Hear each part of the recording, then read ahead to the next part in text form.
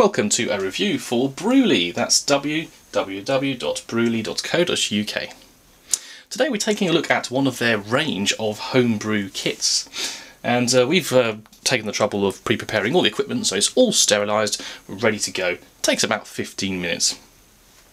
So next step in the production of this homebrew kit is to add the malt, and we are given 2 packets of malt with this. We have a spray malt light and a spray malt dark.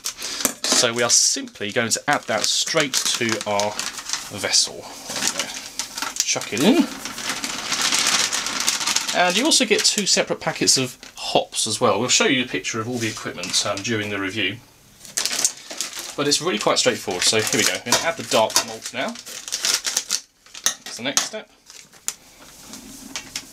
And this is one of the beauty of these kits is that it is very straightforward. The instructions are easy to follow. Equipment required is minimal, and everything pretty much is given in the box for you to do your homebrew kit. So it is hopefully going to be quite straightforward. Okay, so the next step is to measure 3 litres of cold water and add it to the spray malt. We're going to do that, and we'll be right back. Okay, welcome back. So we've added our 3 litres of cold water, and now we are literally going to be stirring this like crazy to get rid of all those lumps that are in the malt. Make sure it's completely mixed in. Do that for about sort of 3 or 4 minutes until you can't see any more lumps left in the mixture.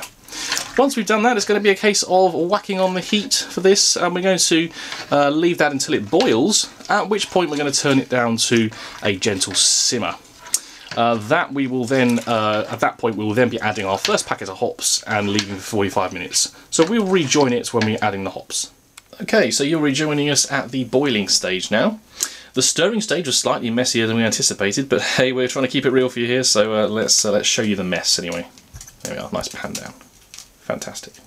Right, so the next stage is we are going to heat this up until it boils, at which point, as we said, we'll reduce it down to a simmer, and basically we're going to be adding in the first packet of hops at that point. That's these ones here, which are nicely obviously sealed for you as well. And these are the bittering hops, which will give the beer its distinctive bitter taste, hopefully balancing out some of the malty sweetness as well. So that will be the next step. We'll rejoin you when this is boiling and ready to add the first packet of hops.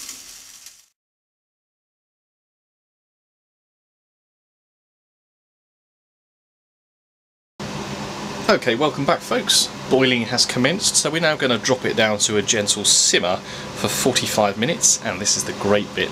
We're now going to add our first hop tea bag. Never used one of these before, but it's great. It's going to keep all the hops inside and avoid the mess at the end when you come to siphoning. Fantastic idea. So here we go. In it goes. 45 minutes, gently stirring, and we'll rejoin you when we come to the second tea bag.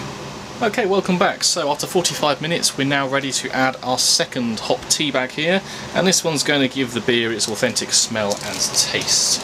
So here we go, lift off the lid, simply throw it in and give it a stir again, as you should be doing periodically anyway. And this time we're going to leave this for 15 minutes, and after that, that's the cooking stage done, and we'll be ready to put it into the fermentation bucket. Right, so now we're at the stage where we've finished the cooking stage of this process, and now we're ready to put it into the fermenting bucket. So you can remove those tea bags carefully, hop tea bags, sorry, I keep saying tea bags, and obviously be careful because they will be very hot, and those can go straight into the bin. We'll rejoin this at the stage where we've put it into the fermentation bucket. Right, so it's in the bucket, and now we need to top it up with cold water up to the 9 litre mark on your fermentation bucket.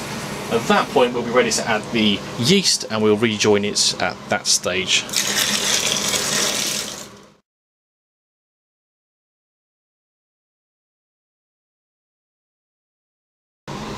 Okay, here we go, another crucial stage now. We're going to add the yeast into the mixture below, and give it one more stir before placing the lid loosely on the fermentation bucket.